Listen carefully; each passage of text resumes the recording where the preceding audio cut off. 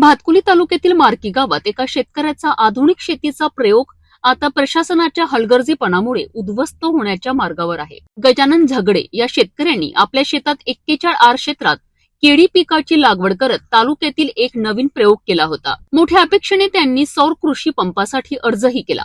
12 September 2025 रोजी महावितरण कार्यालयात अर्ज तर 13 सप्टेंबरला तब्बल 22,971 रुपयांचे चालन भरलेत आणि 19 फेब्रुवारी 2026 रोजी वर्क ऑर्डरही मंजूर झाली. नियमांनुसार 2 महिन्यात सोलर पंप मिळणे अपेक्षित असताना आजपर्यंत या शेतकऱ्याला पंप मिळालाच नाही. या दरम्यान महावितरणकडनं 20 एप्रिल पर्यंत पंप देण्याचे आश्वासन देण्यात आले होते.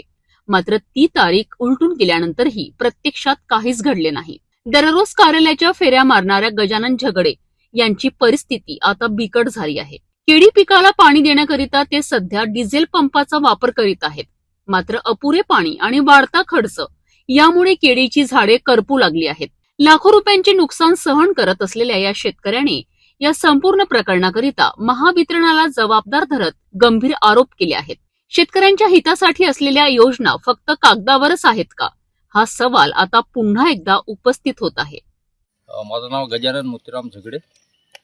मी 41 हारामध्ये केळीचा प्लॉट लावलेला आहे आणि लावला अशामुळे का चला आपल्याला सौर ऊर्जा मिळणार आहे आणि बरेच कास्तकाराला दोन तीन अशा महिन्यात मिळालेली आहे. तर बा आपल्याला समोर सौर ऊर्जेचं काम पडणार आहे तर आपण आजपासून डिझेल इंजिन लावलेलं आहे. तर डिझेल इंजिन परवडून नाही राहिलं. वारंवार MSCB मध्ये गेलो आहो. MSCB वाल्याने हेच सांगितलं का बा 2 महिन्यात येईल, 1 महिन्यात येईल आणि त्यांनी आम्हाला वर्क ऑर्डर दिली का 20 एप्रिलपर्यंत तुमच्यापर्यंत पोहोचून जाईल बा. तर ते आजपर्यंत काही आले नाही.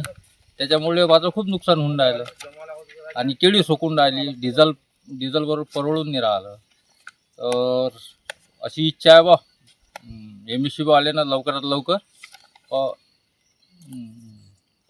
सौर ऊर्जा पंप देण्यात यावा.